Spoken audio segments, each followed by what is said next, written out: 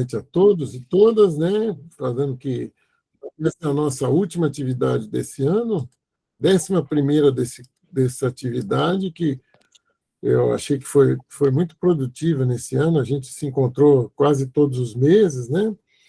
E hoje é uma novidade que a gente vai trazer, é uma discussão de uma questão que tem sido bastante atual, que é um novo olhar, novo não, mas é um olhar mais detalhado sobre o papel dos linfócitos B na síndrome nefrótica córtico-sensível, né? Então, prepararam os artigos a Vera e a Andrea e a Mara para apresentar. Eu mandei para vocês 3 artigos que não serão o foco principal da discussão hoje, né? Elas prepararam um artigo que não é um desses que eu mandei para vocês, mas esses estão em perfeita consonância com esse pensamento dos linfócitos B na síndrome nefrótica córtico-sensível, né? Então, eu queria já passar a bola, né? Só lembrando a todo mundo que está em curso nosso projeto de pesquisa epidemiológica sobre a síndrome nefrótica pediátrica no Brasil. Nós estamos traçando um perfil epidemiológico, estamos visitando os hospitais que têm maior volume em nível nacional. Eu levantei esses hospitais através da DataSUS, né, dos dados do DataSUS, e a gente selecionou os 50 que têm maior volume de atendimento e estamos procurando visitar todos. Com a sabedoria que talvez não dê para fazer todos, mas eu acho que uma boa parte vai ter, e nós vamos ter uma amostra interessante e representativa do Brasil. E eu queria pedir a todos que colaborem, que recebam as nossas pesquisadoras com bastante produtividade, porque eu acho que isso vai ser útil para todos nós, né?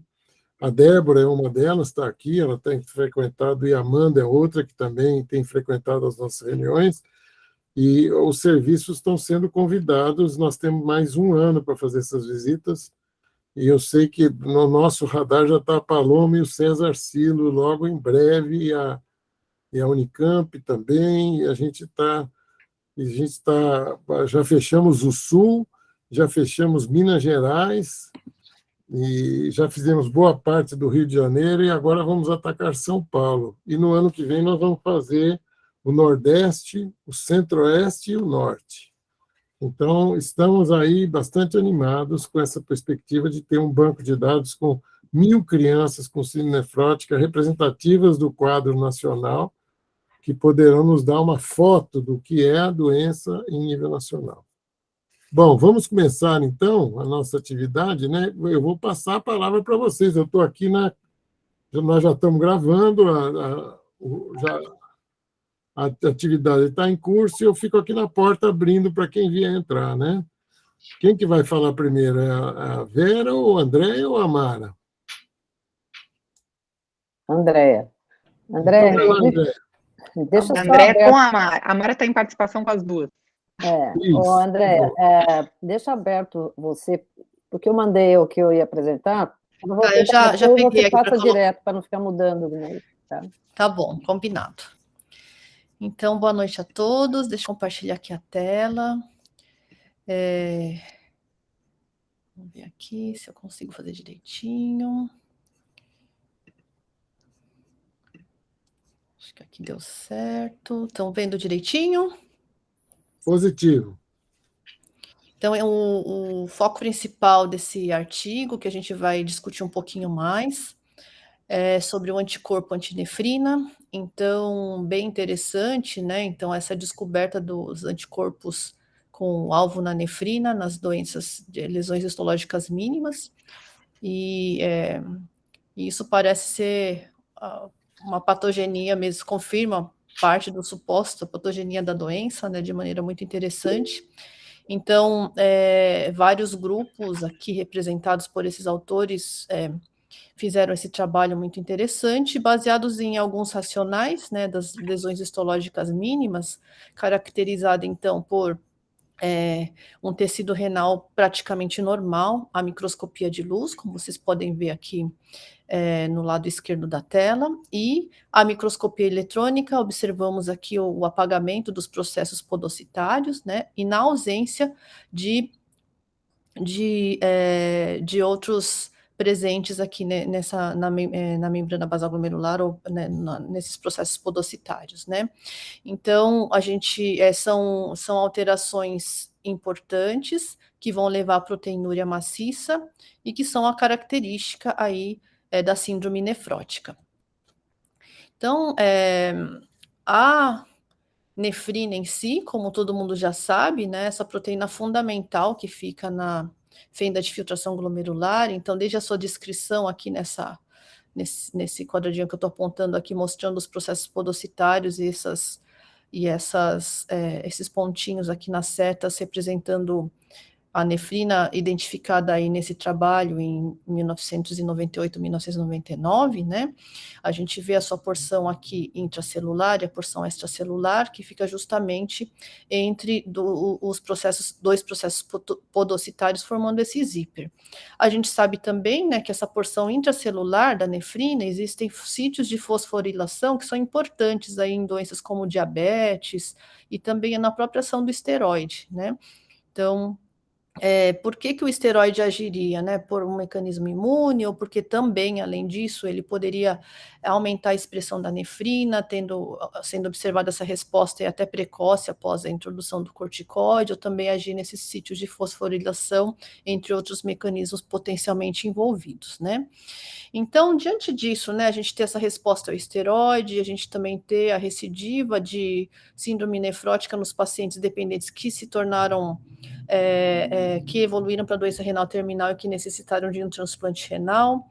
Então, falando a favor de um fator circulante, outro ponto também interessante é que o alvo em linfócito B, né, o rituximab, o grande representante aí, fala a favor de ter alguma questão também potencialmente imunomediada, né, ele é efetivo em uma parte significativa dos pacientes, principalmente naqueles córtico-dependentes, né, onde a gente acaba utilizando.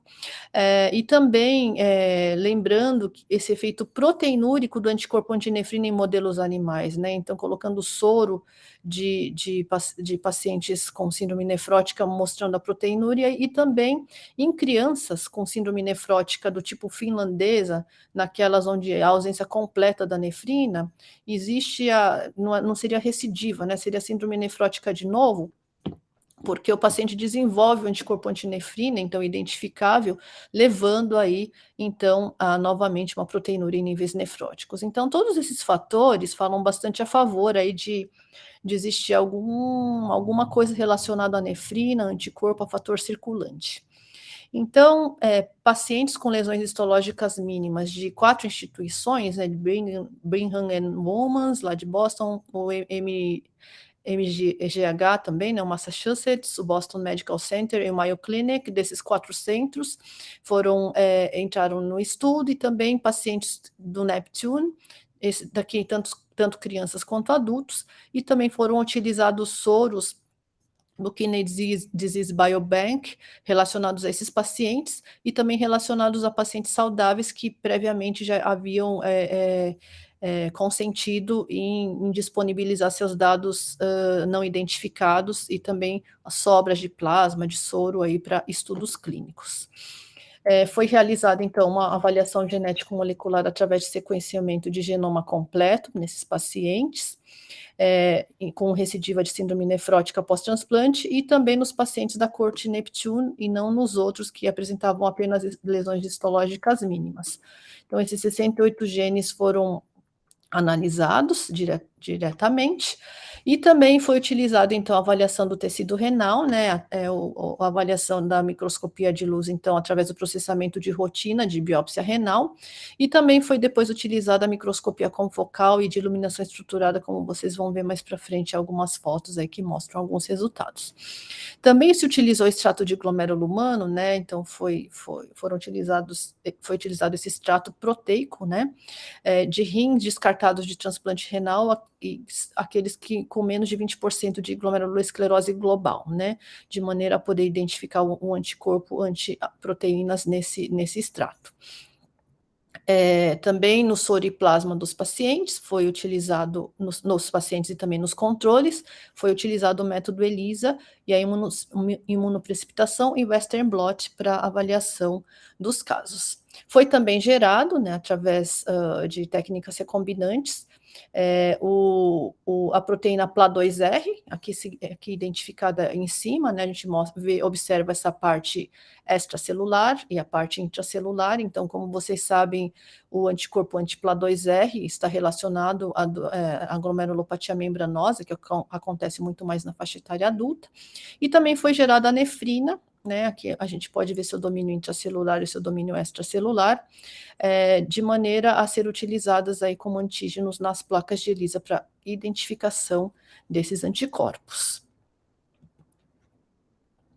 Agora a Mara vai falar um pouquinho aqui dos métodos. Agora eu vou falar só esses próximos 2 slides. Então é o seguinte, eu coloquei essa pergunta aí porque a gente sempre olha nos resultados, quando tem nos artigos, né, os resultados vão dando o motivo pelo qual eles usaram aquele método, né? Então eu gosto de fazer sempre uma pergunta referente àquele resultado para explicar o método. Então, só para dar uma ideia do por que foi usada a ELISA e depois a imunoprecipitação e o Western, né? E o que eles queriam com esses métodos. Então, a pergunta que eles fizeram: existem anticorpos antinefrina que estão presentes durante a doença ativa em um subgrupo de crianças e adultos da corte Neptune com minimal change disease, todos com biópsia comprovando a doença, né? Então, para essa pergunta, eles fizeram o quê? Eles pegaram, então, primeiro eles excluíram a causa genética, né, por whole genome sequence, né, que é o sequenciamento do genoma, e avaliaram principalmente aqueles 68 genes que a Andrea mostrou naquele slide.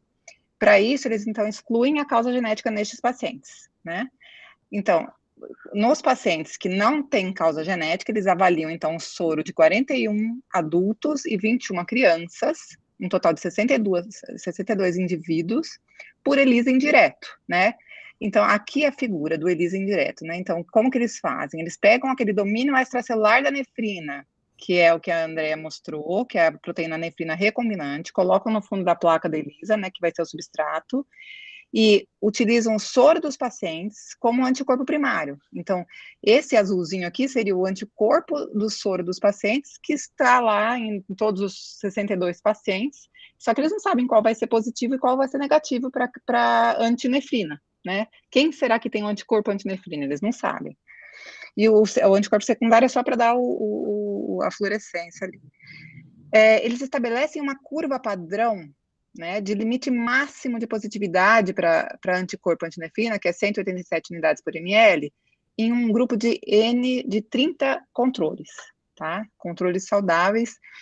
E daí no próximo slide, bom, com isso, a Andrea vai mostrar os resultados a partir desse método, tá? Então, o outro método que eles usam para outra pergunta, né? Então, os autoanticorpos de nefrina circulantes estão reduzidos ou completamente ausentes durante a resposta ao tratamento? Então, isso já é uma segunda pergunta, um segundo resultado que a Andrea vai mostrar, que eles pegam, então, amostras subsequentes de soro de 11 dos 18 pacientes que foram positivos naquela primeira pergunta. Então, você teve a primeira pergunta, né? Tem positividade antinefrina? 18 pacientes daqueles 62 foram positivos para anticorpos antinefrina. 11 destes apresentaram remissão completa ou parcial, e neste grupo de 11, eles também avaliaram a capacidade de imunoprecipitação a partir daquele extrato proteico que a Andrea mostrou. Então, eles pegam extrato proteico de glomérulo humano, sem doença renal, misturam esse extrato proteico e pegam aquele soro dos pacientes que tiveram positividade para o anticorpo antinefrina e colocam as duas coisas juntas. Então, neste momento, eles vão correr um gel de Western, que é um gel para verificar se tem ou não reação com a nefrina. Então, agora, Andrea, mostrando os resultados, acho que vai ficar mais fácil de entender esses métodos. Então, aqui, né, o primeiro resultado é isso, que como a Mara já comentou, foram 18 pacientes onde a presença dos autoanticorpos antinefrina foram presentes, né, com lesões histológicas mínimas. Então, vocês podem observar aqui no gráfico A comparação abaixo daquele cutoff que a Mara comentou, de 187 unidades por ml, estavam todos os pacientes, todos os indivíduos sem doenças renais, né, que era em número de 30. Também foram comparados aqueles pacientes que apresentavam anticorpo anti-PLA2R, né, também todos eles abaixo do cutoff. E aqui, nos pacientes, dos 62 pacientes com lesões histológicas mínimas, 18 deles apresentaram títulos acima do cutoff de 187 unidades aí por ml, então mostrando a positividade. Então, desses 18 pacientes, 11 eles tinham soro durante a fase ativa da doença e após a remissão. Então, nesses 11 pacientes onde tinha a presença desses 2 soros, foi feito também, foi avaliado esse título do anticorpo antinefrina durante o estado de doença, que é essa barra em vermelho no gráfico B, e após a remissão, que é a barrinha, que não é nem barrinha aqui, né, porque todos entraram em remissão e a gente não observa mais praticamente o anticorpo antinefrina aqui em todos os casos, que seria o azul.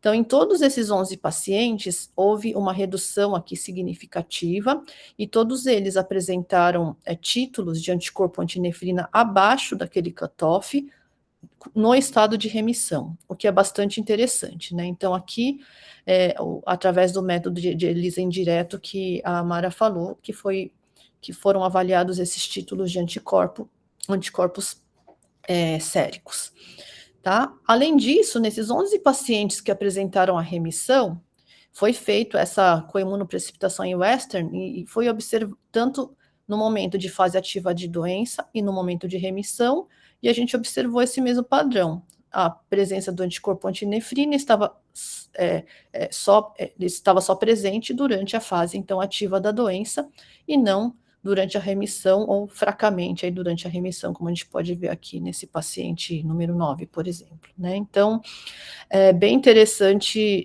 observar isso. Aqui, lembrem, né, era o soro dos pacientes contra aquele extrato de glomérulo.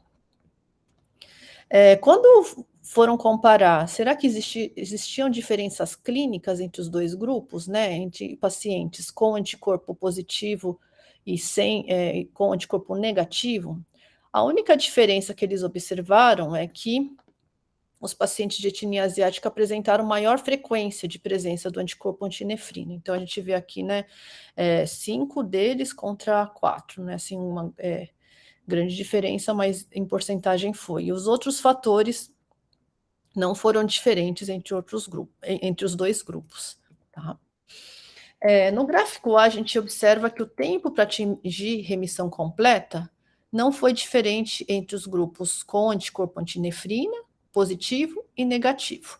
Entretanto, observa-se uma tendência aqui do tempo livre de recidiva ser menor naqueles pacientes com anticorpo antinefrina positivo do que aqueles onde o anticorpo foi negativo.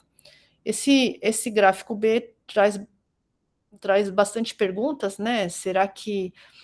Por que será que esse tempo de remissão foi menor? Será que existiria algum motivo da gente monitorizar o próprio anticorpo para estabelecer aí o tempo de tratamento, as doses de medicação e os protocolos de tratamentos? Possivelmente no futuro a gente vai ter isso, né? Então, uma das coisas interessantes também que eles comentam bastante no artigo é esse padrão, né, pontiforme curvilíneo aqui da imunofluorescência. Então, muito se observou ao longo do tempo esse padrão de IgG positivo na avaliação de imunofluorescência, e a pergunta foi, será que é só o IgG, porque tem extravasamento de proteína, né, por conta aí da síndrome nefrótica, ou seria uma coisa um pouco mais específica? E, de fato, quando se faz essa imunofluorescência com albumina, não se observa essa positividade, né, demonstrando que, de fato, é um anticorpo IgG, principalmente da subclasse IgG1 e IgG2, nesse paciente aqui bem representado como uma lesão histológica mínima, tanto na microscopia de luz, quanto, como a gente falou um pouquinho no começo, as alterações aqui do apagamento dos podócitos, a microscopia eletrônica sem depósitos eletron densos, que pudesse significar qualquer outra doença. Outra coisa também bem interessante que aqui vocês podem ver, ó, todos os que são esses positivos são os pacientes que apresentaram o anticorpo antinefrina positivo. Então, era o paciente 1, paciente 7 representados aqui positivos e o paciente 5 que não apresentou anticorpo antinefrina. Então, a gente observa aqui que o IgG, ele está colocalizado com a nefrina nos pacientes positivos, né? Então, a gente observa aqui essas em amarelinho aqui, né, colocalizados, e não com a sinaptopodina, né, que também poderia ser, que a sinaptopodina é uma proteína intracelular do podócito, relacionada mais ao citoesqueleto, né, então aqui a gente vê essa diferença, né, vê a IgG, mas aqui a sinaptopodina vermelhinha não está na mesma localização. E nos pacientes com anticorpo negativo, então no 5, a gente não observa nem a IgG, né, e nem obviamente, essa coprecipitação que é bem interessante. E eles também observaram 2 padrões característicos. O primeiro padrão, que foi mais frequente, daí também eles avaliaram especialmente esse grupo de pacientes, foi esse padrão pontiforme curvilíneo, nesse paciente positivo 1, né, que apresentava o anticorpo, observando aqui também, então, a colocalização da IgG e da nefrina, e não da IgG com a sinaptopodina, tá? E também o paciente número 7 apresentou esse padrão mais granular, que foi menor quantidade, né? Aonde, mesmo assim, a gente observa a colocalização da IgG com a nefrina e não da IgG com a sinaptopodina. Ok? Então, nesses pacientes que apresentaram essa biópsia com IgG positivo, em 9 pacientes que eles avaliaram, todos eles apresentaram títulos de anticorpo antinefrina positivos, né? Ao passo que todos os pacientes com biópsia sem a presença do IgG, naquele padrão pontiforme, todos foram negativos, o que é bastante interessante, né? Da mesma maneira, também, ao avaliar 4 desses pacientes que tinham um soro, tanto na fase aguda quanto na fase de remissão, a gente observa uma diferença significativa, né, dos títulos de anticorpo antinefrina na fase ativa e na fase de resposta, deixando bem claro aí a presença disso nesses casos. Por último, um paciente com transplante renal e recidiva de síndrome nefrótica após o transplante também foi avaliado. Era uma paciente de 27 anos, que manifestara a síndrome nefrótica de uma maneira córtico-dependente durante a infância, que realizou um transplante renal e que apresentou uma recidiva aí nos primeiros dias pós-transplante. Então, eles tinham o soro guardado dela da fase pré-transplante, na hora que eles foram dosar, então observaram aí no gráfico B uma elevação significativa, grande aqui dos títulos de anticorpos na fase pré-transplante. No dia 13, quando se observou esse aumento bem importante de proteinúria, né, chegando a quase 20, chegando aqui a mais de 30 gramas por grama de proteína em amostra isolada, também o anticorpo antinefrina em títulos aumentados, e após o tratamento com plasmaferese e rituximab, os títulos reduzidos do anticorpo antinefrina, né? E também aqui, para fazer a contraprova, também se observou essa positividade pré-transplante no dia 13, com grande redução no dia 27, né, que foi o dia da remissão, e depois de um ano pós-transplante, onde a paciente se encontrava em remissão, tá? Eu lembrei também do paciente do Oberes, que ele comentou, que também é um paciente que estava em atividade da doença, que depois da plasmaferese, ele acabou entrando em remissão, não sei se era anticorpo antinefrina, mas que também poderia ser uma patogenia muito semelhante, como a gente vai comentar também depois, com mais alguns achados aí potenciais de outros trabalhos que vocês viram também, tá? Então, acho que esse caso é bem interessante da gente observar e ver o papel, de fato, da plasmaferese e do rituximab na redução desse anticorpo, e nesse caso, a remissão da doença. tá? Então, como conclusões, assim, o anticorpo antinefrina parece ser parte dos mecanismos de lesões histológicas mínimas em pelo menos um subgrupo de pacientes que manifestam a síndrome nefrática tanto na fase da infância quanto na idade adulta.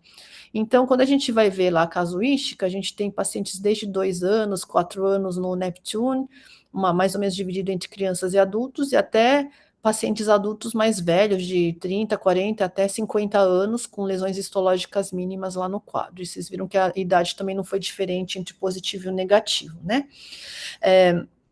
E aqui o padrão IgG pontiforme difuso no tecido renal com lesões histológicas mínimas poderia estar associado à presença do anticorpo antinefrina, pelo menos nesses pacientes que eles avaliaram, eles observaram essa associação. Tá? E que o anticorpo antinefrina também foi encontrado em recidiva de proteinúria pós-transplante, esse paciente apresentou remissão pós-plasmaferese terapêutica e rituximab, o que também comprova um pouco essa patogenia dessa doença. Outra coisa que eles comentam no artigo é que, assim, aquele soro da fase ativa não foi necessariamente pré-tratamento, então muitos dos pacientes apresentaram o soro da fase ativa já em imunossupressão. Então, é possível que uma parte deles não foi avaliada porque eles estavam abaixo do cutoff e porque eles já estavam, talvez, em via de remitir, por exemplo, né? E outra coisa interessante é de ter esse cutoff, assim, no limite superior para ter certeza que nenhuma pessoa saudável, sem patologia renal, entrasse nesse grupo. Então, é possível que uma porcentagem até maior de pacientes com lesões histológicas mínimas possa estar associado aí com o anticorpo antinefrina, que é bastante interessante. Vou colocar agora, então, outro... Só uma coisa, André, enquanto você está mudando aí, eu tenho um César Ciro com a mão levantada ali. Você quer falar, César? Não, é minha habilidade aqui com o computador que apertou assim. Eu sou extremamente... tenho uma destreza grande aí e acabou... Mas está ótimo, a apresentação está ótima. Tá bom, então vamos em frente.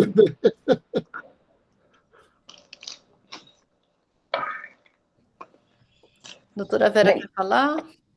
Bem, nesse outro artigo, né, que é de um grupo chinês, então o título dele são 7 novos autoanticorpos tripodócitos foram identificados como diagnóstico e também como ele tentando colocar isso como um novo subgrupo dentro das podocitopatias, né? O embasamento do trabalho, vou passar ele mais resumido, aproveitando tudo que a Andrea já falou, na justificativa do estudo, né? Então, realmente, foram todas as mesmas considerações que foram feitas em relação à ênfase no papel do linfócito B. Então, a pergunta que ele termina a introdução é essa, assim, poderá haver produção de autoanticorpos a constituintes do podócitos identificáveis no soro de pacientes com síndrome nefrótica idiopática? Então, essa é a pergunta dele, né? Ele, na verdade, o trabalho, ele realmente é muito mais dirigido para aprofundamento da metodologia, e eu acho que a parte da casuística é uma parte, assim, que ele dá pouco foco, né, na descrição e em detalhamento em relação à casuística.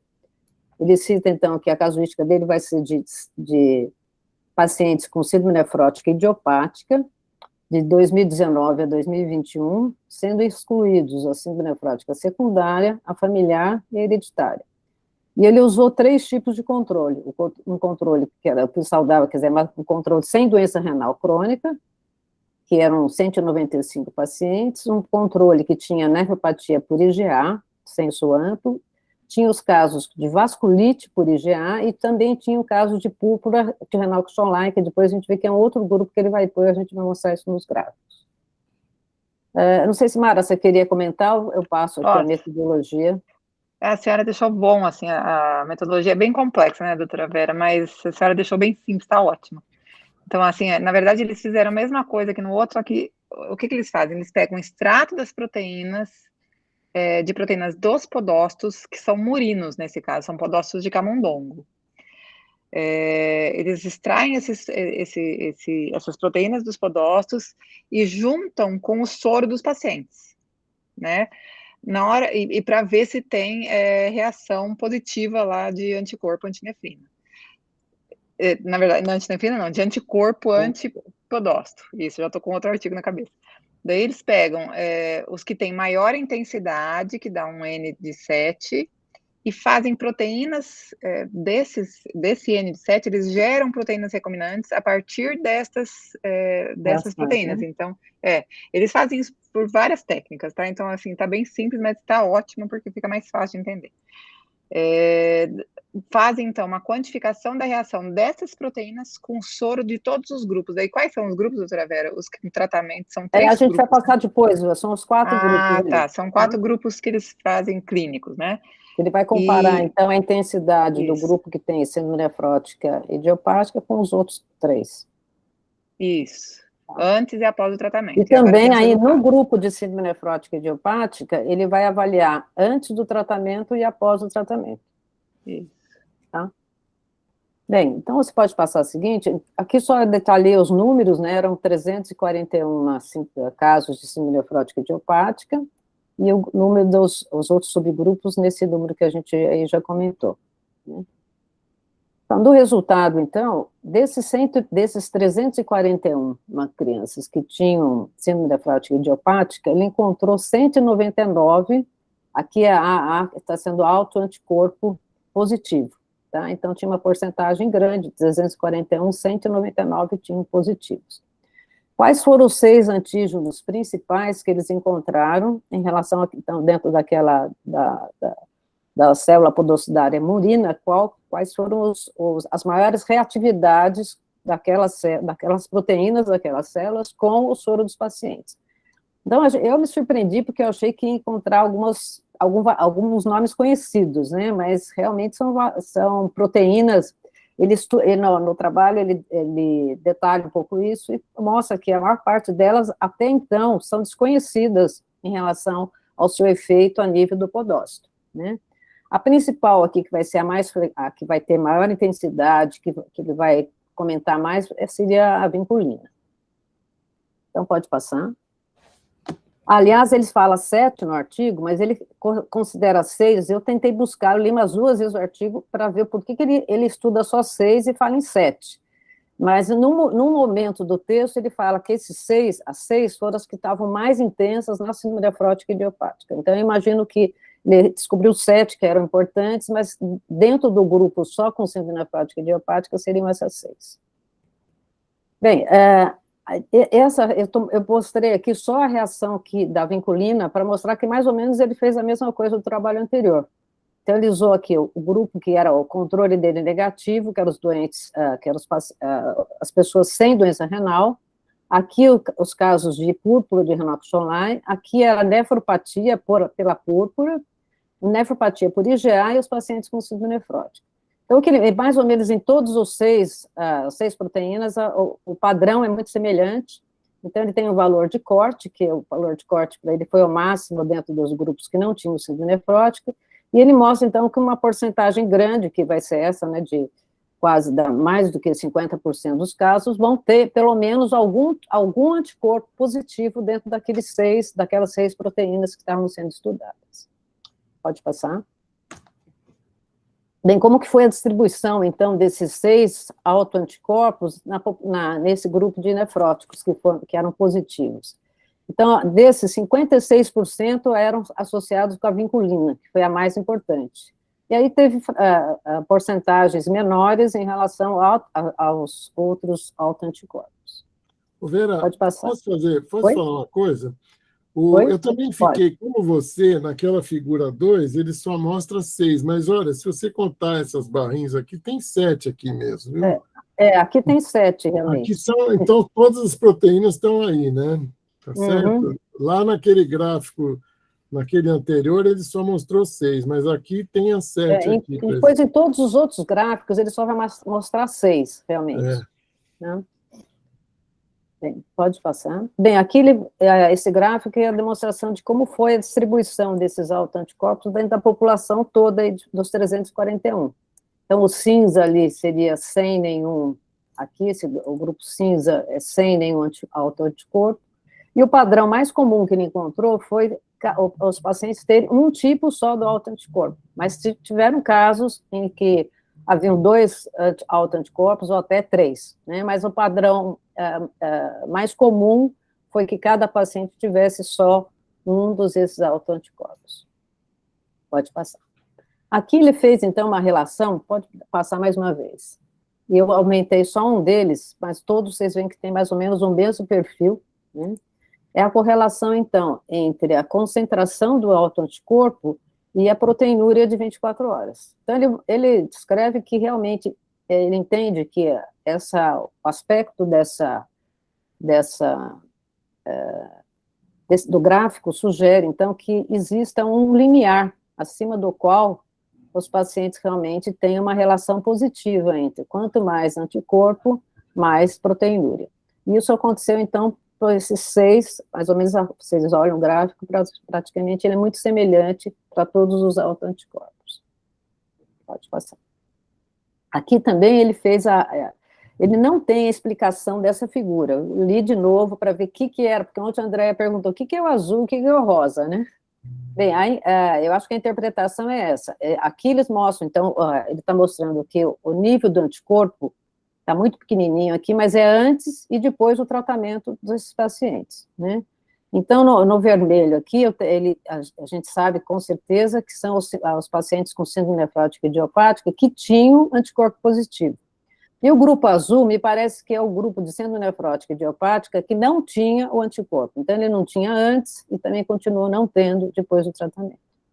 Bem, com esses dados, ele coloca o seguinte, que a presença do anticorpo para ele tem importância tanto no diagnóstico, ele pode ser utilizado para o diagnóstico da síndrome nefrótica idiopática, que, na minha opinião, é o menos importante, mas que seria também muito interessante no acompanhamento do tratamento dessa doença, né, porque ele mostrou, assim, muito parecido com, acho que os resultados da Andréia, também uma correlação entre tanto concentração e manifestação clínica, como pré- e pós-tratamento. 2 dados que eu esqueci de comentar, que eu não pus a tabela para não ficar muito chata, mas quando ele compara os casos que têm anticorpo positivo com os casos que não têm anticorpo positivo, a gente vê que tem 2 dados significativos ali, uma diferença significativa. Uma é a idade do paciente, que é maior no grupo que tem anticorpo, o peso dos pacientes também é maior, e a proteinúria deles é significativamente maior do que o grupo que não tem o anticorpo. Ele não fez nenhum comentário em relação a isso, eu acho que ele está guardando dados para discutir depois, mas isso fica bem claro na tabela, numa das tabelas do artigo. Eu acho que é só isso, acho que a gente pode ir. Apresentação. Muito bem, pessoal. Aí está aberto para discussão, questões, debate, né? São 2 artigos que vão mais ou menos na mesma balada, né? O chinês antecede o americano, né? Ele é anterior, é de 21. Mas é muito mais difícil de ler o artigo chinês do que Com o artigo certeza. americano, né? Você vê como faz diferença, né? A questão da língua, né? Alguém quer falar alguma coisa, um comentário? Nada de... Obelis, vai lá. Faça alguma... Bom, eu acho essa linha super interessante, em termos de você abrir uma perspectiva de uma podossidopatia autoimune, né? Eu acho que isso vem de encontro a alguns questionamentos que não são respondidos. Por exemplo, a gente tem os fenômenos paraneoplásicos, a gente, por exemplo... Caiu. Oi? Travou sua Está me praia? ouvindo? Voltou. Então, a gente tem condições, situações de fenômenos paraneoplásicos que cursam com proteinúria e síndrome nefrótica. E já foi aventado, por exemplo, o SUPAR, né, o receptor solúvel do ativador plasminogênio tipo uroquinase, como um dos fatores, né, onde você tem reconhecimento do podócito, isso altera o citoesqueleto, levando à proteinúria. Então, tanto no HIV como talvez pacientes com neoplasia, podem ser outra população que apresenta talvez esses mecanismos de anticorpos, né? contra estruturas do podócito, levando à síndrome nefrótica. É uma outra possibilidade também, além de anticorpos, talvez outros grupos vão mostrar outros anticorpos aí, né? Condicionando que a gente tem talvez 70% que não são mutações monogênicas, explicando aí um grande grupo de síndrome nefrótica que está no vazio aí, tá certo? Tá? Então, eu acho que é uma situação bem interessante. Já temos aí o anticorpo fosfolipase A2, o PLA2R da membranosa, né? Mas por que dá membranosa e não dá lesão mínima? Esse é um outro questionamento, né? Como é que se deposita o anticorpo, etc. Na fosfolipase, a gente sabe que ele está expresso no túbulo proximal. Então, talvez tenha uma particularidade aí que os estudiosos possam explicar, né? E eu acho que isso bate também a questão de abrir essa perspectiva, não só da imunossupressão e reforçar o rituximab e ofatumumab, como a Andrea introduziu, né? Mas a aférese. E eu, particularmente, sou fã da plasmaférese, porque eu tive um caso, com certeza, assim, ele está quase 2 anos, o garoto fica prestando medicina agora, para vocês terem ideia. E a plasmaférese que realmente o paciente estava com ureia de 200 e síndrome nefrótica sem responder e já estava com rituximab. E foi então acho que abre uma nova perspectiva aí, né? Entre elas os mecanismos de aférese, imunodissorção, que os japoneses têm bastante experiência e publicam, né? A gente tem relatos, mas são procedimentos difíceis, imunodissorção a gente não tem no nosso meio, por exemplo, né? Mas que talvez alguns pacientes refratários ou que têm uma evolução com perfil aí compatível possam responder, né? Eu não sei também, a gente tem alguma informação de transplante de células hematopoéticas para paciente nefrótico ou com proteinúria que desapareceu? Eu não sei também se seria uma outra linha terapêutica, pensando em uma questão autoimune, vamos dizer assim, né? Também poderia abrir aí uma possibilidade aí em casos específicos, né? Mas eu acho muito interessante, né? Quer dizer, cada vez mais a coisa está ficando, o jogo está ficando bonito, né? Eu acho muito bacana. Não sei se vocês têm essa Não, quando a Lu fala de síndrome nefrótica, ela mostra um balaio de gatos, né? E esse balaio os gatos vão se distanciando, né? Isso abre Acho que a gente nós vamos ter ratos também nessa sexta. Vai aparecer rato nessa conversa. Mas olha, lá no transplante a gente testemunhou um desvio de foco do linfócito T rumo ao linfócito B. E a gente tratava, toda a imunossupressão era pensada inicialmente no linfócito T. E depois foi se mostrando que o linfócito B tinha uma importância fundamental. Então, eu acho que a gente está seguindo no mesmo rumo aí, né? Não só na síndrome nefrótica, mas na membranosa, em outras situações, no lúpus e tal, em que o tratamento, eu acho que é gozado que o chinês tenha levantado a importância do artigo para fazer diagnóstico de síndrome nefrótica. O diagnóstico é clínico de síndrome nefrótica, mas isso aí ele pode ajudar a gente a monitorizar a terapia, a antecipar a recidiva, se você estiver monitorizando, e eventualmente ter um anticorpo antinefrina. Se for nefrina, é que os chineses mostraram 7 outras moléculas, né? Então, não acaba na nefrina, tem mais coisa, né? Mas é uma avenida nova, interessante, eu acho que é muito legal. A lá, Vera Belangero, André Watanabe, está todo mundo com a mão levantada. Vai lá, Vera, você. O meu comentário era só que eu acho que eu olho esses artigos e, para mim, eles assim caíram muito bem, pensando naqueles pacientes que têm uma recidiva assim frequentes, né, e inclusive podem evoluir para o caso, eu não sei, eu acho que ele tem um paralelismo assim, ou quase coincidência com o que a gente tem chamado aí de fator circulante. E eu vejo assim esse mecanismo muito mais como um adicional àquela patogênese clássica, e não como uma patogênese assim, inicial ou principal do paciente. Agora, os dados que a gente tem, acho que tanto os da Andrea como esse grupo do chinês, o grupo do chinês ele é muito pobre na parte de discussão clínica. E ele dá só indícios. Para mim, indício, a mediana de um era 8 anos, outro era 5 anos, quer dizer, parece que o paciente era mais velho no grupo que tem anticorpo, né? Então, eu acho que isso chama muita atenção, né? Que provavelmente, talvez isso, a gente vai encontrar, acho que outros mecanismos adicionais, mas eu acho que esse é um que a gente imaginava, assim, olha, a gente olha o paciente e fala, por que de uma hora para outra ele começa, por exemplo, e não responde ao corticoide, você tem que dar uma insistida muito maior para ele ter uma resposta, quer dizer, parece que alguma alça, para mim, na minha cabeça é assim, eu sempre pensava, alguma alça a mais se desenvolveu, né? Então, na hora que você olha um artigo desse, eu acho que ele dá muita aplicabilidade para a gente entender, pelo menos, essa evolução que era, assim, muito misteriosa, e continua sendo, né? Mas eu acho que ela está sendo, aos poucos, um pouco esclarecida. André, É só isso. Você está sem microfone, André. Eu só queria comentar sobre essa questão aí do artigo. Não encontra o anticorpo antinefrina, né, também, acho que...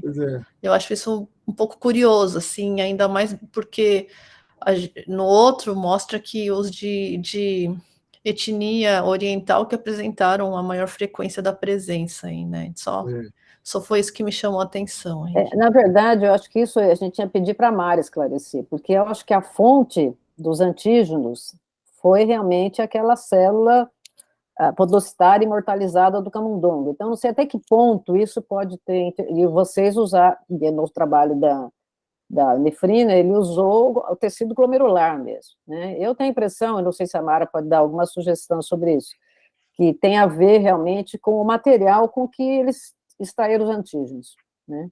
Não sei. O podócito murino, ele é muito similar ao humano. Não sei se... O que a gente falou... Aí, ele tem nefrina, tem podocina, tem tudo, tem, né? Mas o que a gente falou ontem, a nefrina, ela está menos expressa nos podócitos que são cultivados in vitro, porque ela está bem na fenda do diafragma, né? No diafragma de fenda. Então, assim, eu acho que isso pode diminuir a expressão e talvez não encontrar nefrina, né? Que a gente estava conversando ontem, né, doutora Vera? Mas eu na verdade, também, pessoal... A gente fica... Não só, é só realmente, foi uma surpresa, acho que todo mundo olha, como que achou a nefrina lá e não encontrou nada em relação... Aí, para mim, pensei em algum problema técnico mesmo, pode ser. A gente ter perdido a nefrina. Pode ser. Só questionar, o anticorpo em GESF não foi encontrado, né? Eles não estudaram GESF. É córtico sensível, essa é a pergunta, né? Córtico sensível. Eles só estudaram pacientes com lesões histológicas mínimas, nesse do antinefrina. Não entrou paciente com GESF. E os controles foram pacientes sem doença ou pacientes com membranosa, né? Lá teve alguns casos, mas a grande porcentagem também era lesão mínima, mas nem todos tinham biópsia, então também não foi... A porcentagem no chinês, de 44 sem biópsia, né? No chinês, Mas essa pergunta do Oberlin é boa, né? Porque se eles tivessem usado digeste e encontrado, caía por terra, né? Ou não? Não, né? Não sei, fiquei pensando. Eu acho que depende um pouco do momento da biópsia, né? Provavelmente essa que evoluiu com 27 anos para a doença renal terminal, ela não continuava com lesões mínimas até a doença renal terminal. Tem essa questão da GESF que é difícil também de saber em que momento o paciente está. Ela é primária ou se secundária. O César está com a mão levantada e eu acho que agora não é habilidade do computador, né? Agora não é, não. Agora aprendi aqui. Não, eu queria saber de vocês aí que estão mais... Se vocês acham que a etnia ou ancestralidade pode trazer anticorpos diferentes e soluções diferentes para a síndrome nefrótica. Eu vou falar o que eu acho, sim. Existe muita diferença na síndrome nefrótica particularmente, né, de regionais, né? Então, é esperado, sim, a meu ver, viu? Não sei o que os outros acham, mas... As frequências, né, de síndrome nefrótica, elas são maiores mesmo nos países orientais, né, dessas regiões aí do sudoeste asiático, China, Japão, por exemplo, não apenas nefropatia por IgA, mas a própria síndrome nefrótica, e já foi associado também nessas diferenças étnicas alguns tipos de HLA e também aquelas variantes na própria nefrina, né, em pacientes japoneses, por exemplo, relacionados a pacientes responsíveis a esteroide.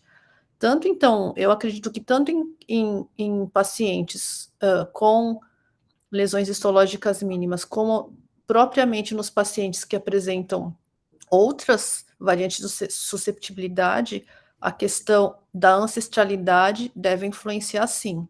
Agora, o que torna muito difícil no nosso país, Brasil, é que a gente não consegue ter essa caracterização através do fenótipo, né? Então, seria uma questão no nosso meio, exceto eu, assim, com essa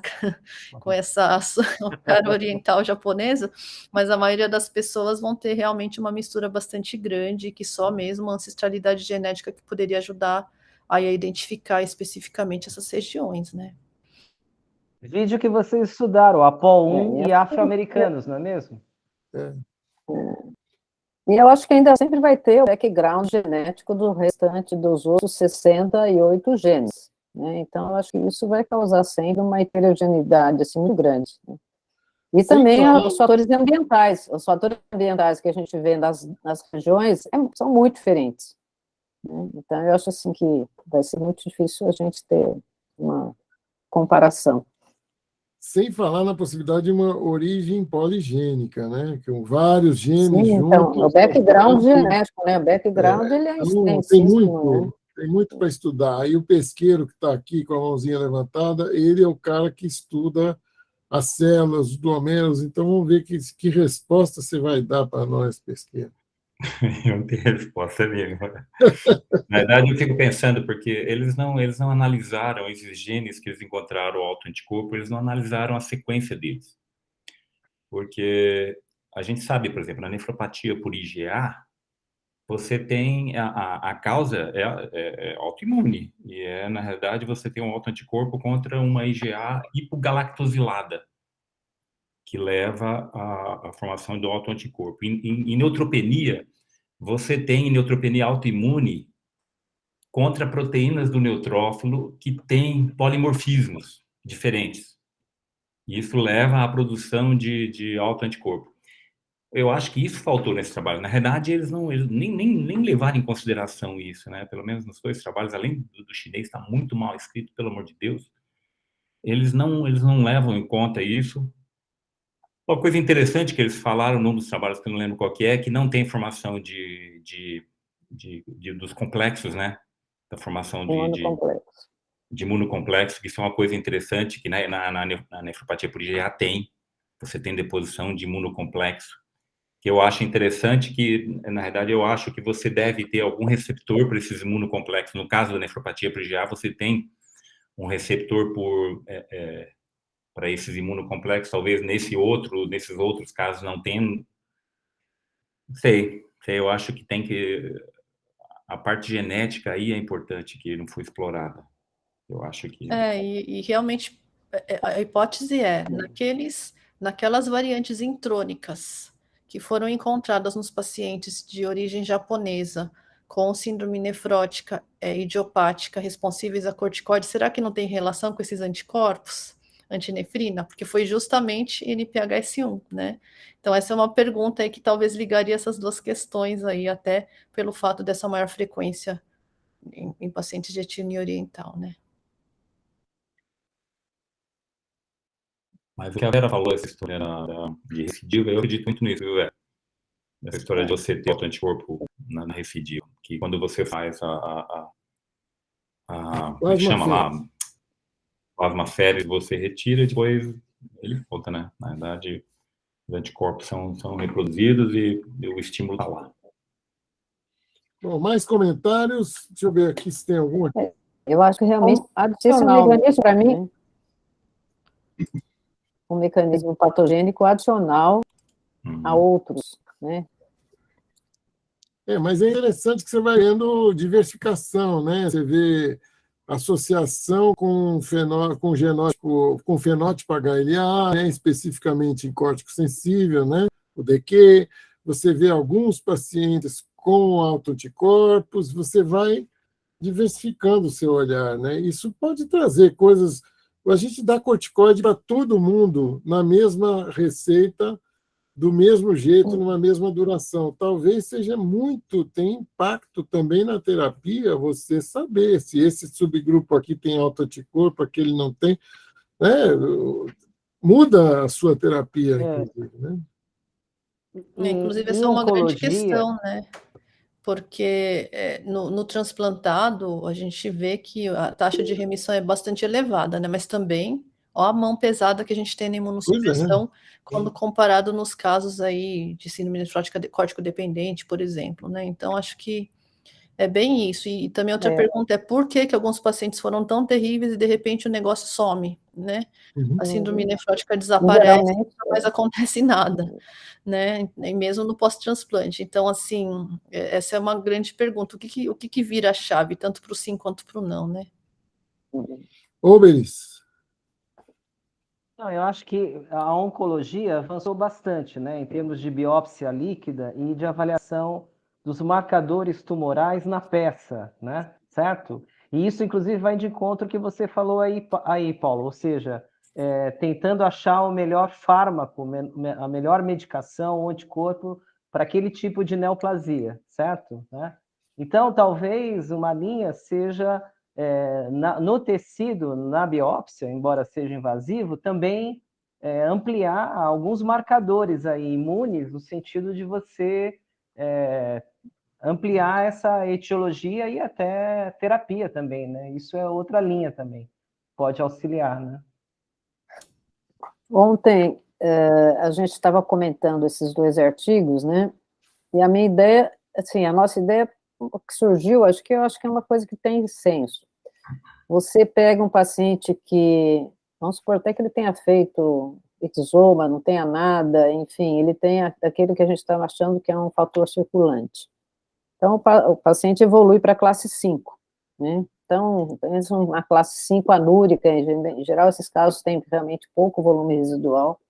Eles devem ter muito pouco tecido assim, ativo renal, né? E isso para justificar por que na hora que você transplanta, ele faz uma reação incrível, né? Que seria essa reação que a gente vê da recidiva da síndrome nefrótica. E também por que na hora que você trata eficazmente lá, loucamente, corticoide, plasmaféreos, não sei o quê, você consegue negativar aquilo, né? Você consegue negativar e provavelmente acalmar todas as células de memória lá e depois esse paciente não tem mais nada. Eu acho assim que realmente essa ideia do autoanticorpo, para mim também começa até a explicar um pouco essa situação, né? Daquilo que a gente achava uma coisa estranha, né? Que o paciente tem uma baita reação, tudo bem, ele precisa de um tratamento intensivo, mas ele some aquela imunogenicidade dele, né? E porque ele trocou, né? Agora ele está com um rim ali que não está dando mais de novo estímulo para a produção dos anticorpos. Eu acho assim que realmente essa ideia do autoimune, eu não acho que é outra patogênese, mas eu acho que ela realmente vem para... Eu acho que ele vai ao encontro de muito da clínica, acho que ela explica, pelo menos a gente se acalma um pouco pensando nesse mecanismo. Eu acho que a gente sabe muito pouco de imunologia.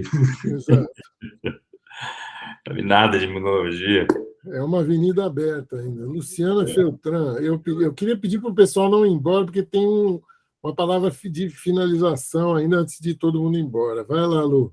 Eu queria só perguntar para a Mari e para o Pesqueiro, assim, quão difícil seria a gente ter esse macerado aí de células para a gente poder jogar o plasma dos nossos pacientes? Isso é uma coisa cara, difícil? E também de ver IgG na biópsia, de IgG ser um marcador da biópsia. Vocês acham isso é difícil, é caro? Porque não, senão a gente pode testar, né, para tentar saber de qual mecanismo a gente está tratando no nosso paciente. pelo menos ter uma dica. Acho que o glomérulo é só conseguir fazer a biópsia, né? Acho que o problema maior é esse, porque a extração da proteína é fácil. Não é difícil. Não, esse macerado de célula de glomérulo de rato aí, que seria um... De rato? O que você está pensando, Luciana? O que você está pensando? Era de humano.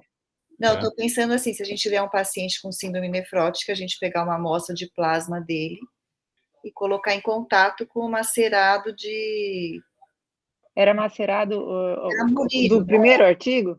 Do segundo artigo? É célula. É célula, é a mesma célula que eu tenho. Eu tenho a célula no laboratório. Então, se a gente conseguir... Isso não é difícil. Se esse teste que foi feito é muito difícil, se a gente... Não, o que eles fizeram mais coisas, é que a gente não colocou todos os detalhes. Eles fizeram fazer uma coisa simples, presença de anticorpos sim ou não, imunoglobulina na lâmina sim ou não, assim. É muito difícil de fazer isso? Talvez fosse interessante fazer nessa cultura de podócito que a gente tem. Esses podócitos, o que eles fizeram? Eles fizeram a extração das proteínas, fizeram eletroforese 2D, daquele tipo de focalização isoelétrica, separaram por pH e por carga, fizeram, depois eles fizeram espectrometria de massa, eles fizeram muita coisa, que a gente colocou de uma maneira bem simples. Então, se for fazer parecido com o dele, é mais complexo, né? Luciana, a gente estava querendo saber, a Andréia nos informar, se já não tem algum teste sorológico para pesquisa da nefrina, que eu acho que é uma coisa que talvez não seja tão complicado, né, Andréia? Não sei se você ficou sabendo alguma coisa em off. Ainda não. Não, é que a gente imagina, assim como a gente hoje já mede o anticorpo anti-PLA2R, talvez a gente pudesse em breve medir o anticorpo antinefrina. Sem dúvida. Sem dúvida. É factível isso aí.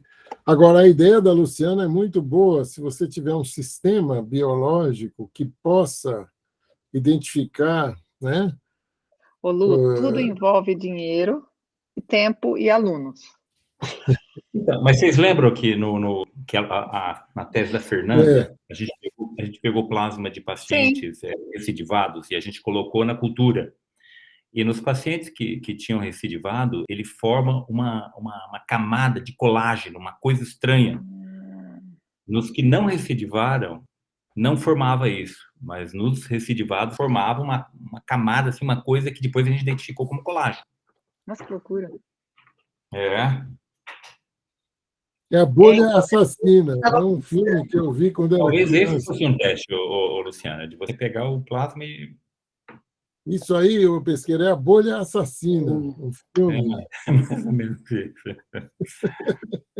A gente tem que retomar o trabalho da Fernanda, porque como ela foi embora, eu acabei... Eu acho que a Lu está voltando numa primeira pergunta que eu me lembro que a gente fez para o Pesqueira e para o Chique, por que a gente não conseguia fazer alguma coisa simples, né, que a gente pudesse procurar... Pois é, mas, Vera, essa era a ideia que, inicialmente, eu pensei na cultura. Lembra? Jogar lá e ver se alguma coisa você tinha. Aparentemente tem. Aparentemente, essa coisa que forma, e é uma camada grossa é um gel que forma em cima das células, impressionante. É uma coisa muito impressionante isso. Que eu preciso retomar agora essa história, porque a gente acabou esquecendo isso. A ideia é a seguinte: você pega o indivíduo que vai transplantar, antes do transplante você joga na cultura de célula e consegue predizer quem vai recidivar. Na realidade, é que eu fiquei muito decepcionado com o trabalho da Fernanda, porque eu estava achando que eu ia ganhar o prêmio Nobel, entendeu? Mas aí eu vi que... Porque a gente tinha descoberto uma atividade enzimática que estava muito baixa nos pacientes recidivados. Tanto que era uma história assim, eu falei, puxa, a gente descobriu quem que vai recidivar. E aí depois a gente pegou um tanto de paciente, plasma de paciente, que estava aqui no IGEM, e aí nada bateu, entendeu? Eles tinham plasma antes do paciente fazer o transplante e depois. E aí não bateu nada. Então eu fiquei muito decepcionado e acabei esquecendo completamente esse trabalho, mas eu preciso retornar, porque algumas coisas são reais, que é essa história dessa coisa que forma nas células, nos podócitos humanos, realmente, quando a gente tem plasma de paciente recidivado. Daí talvez fosse o caso de pegar esse sobrenadante, ou o que for, e fazer uma espectrometria de massa disso, para ver o que tem ali. Na verdade, tem toda uma teoria que a gente criou em cima. Tem? Mas eu fiquei decepcionado, entendeu? Porque eu achei que eu fosse ganhar o Nobel, e aí vi que não ia. Agora você se anima de novo, pois é, eu preciso animar. Está na minha lista de to-do, entendeu?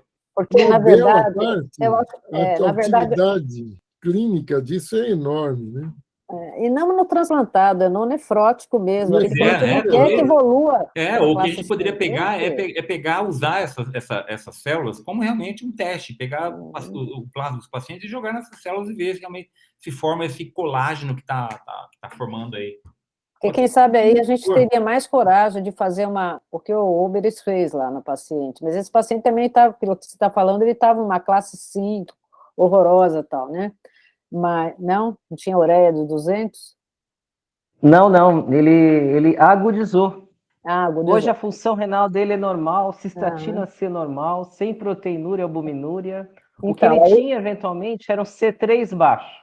E ele tem 3 biópsias, não é glomerulopatia do C3, revi com adenise, ou é lesão mínima ou GESF, aquela história. Então, quer dizer, porque eu acho que a gente é muito pouco corajoso, na recidiva pós-transplante da síndrome nefrótica, e muito pouco corajoso num tratamento de um nefrótico que a gente está vendo que ele está indo mal, né? Então, eu acho assim, se a gente tivesse uma dica a mais, olha, esse aí realmente está cheio de problema aí, talvez ligado ao linfócito B, anticorpo, a gente teria um argumento, né, para ter uma decisão terapêutica muito mais efetiva, né? Pelo menos tentar. Gente, vamos fechando. Eu queria agradecer a todos, todas. Eu acho que a gente encerra a nossa atividade esse ano. Desejamos, a Rebrase deseja a todos feliz festas de fim de ano, começo do ano que vem. A gente deve voltar em fevereiro. E eu só queria fazer um pequeno pesquisa de opinião aqui com esse grupo que está aqui presente. Uma das ideias que surgiu entre nós é de, no ano que vem, fazermos um curso de genética para o nefrologista. E esse seria um curso pago, mas todo o dinheiro que for colocado nesse curso, ele seria voltado já para fazer os exomas dos pacientes de síndrome nefrótica. Como vocês veriam essa atividade assim? Como uma oportunidade de levantar fundos para fazer mais exomas? Nós conseguimos um patrocinador, nós vamos fazer mais 20 agora. A Clotilde está lá no meio, tal, você vai ser chamado, mas eu queria ver se a sua opinião, se a gente fazendo um curso desses, em vez de pagar para a Rebrase, pagaria para o laboratório, os alunos desse curso pagariam para o laboratório e já deixaria um fundo lá para essa finalidade dirigida. Apoiado. Já tem 3 apoiados aí. Posso ir para frente com essa ideia? Nós estamos gestando essa ideia aqui na Rebrase. Eu estou com vocês aí, eu estou com vocês também. Pode contar comigo. Tá bom. Vamos ver. Ótima né? Então, ideia. o ano que vem a gente volta. Nós estamos devendo Quanto uma mais aula sobre gente, transplante. mais barato o curso, né, Paulo? É isso? Como? Quanto mais pessoas, mais barato o curso. Exatamente. E mais. Sênior paga menos ou não? Quero saber se sênior paga menos. Depende de quantos você trouxer, Obelis. É que nem banco de sangue, você tem que trazer 10. Para cada pessoa que você trouxer, você ganha um desconto. Gente, então vamos lá, vamos encerrando. Um forte abraço para vocês, bom fim de ano para todos, obrigado. E a gente volta ano que vem em fevereiro, viu? Tchau, tchau. Tchau. Boa noite. Tchau. Boa noite. Tchau. Boa noite a todos. Saúde. Saúde. Obrigado. Deixa eu fechar aqui. Mourinho do céu.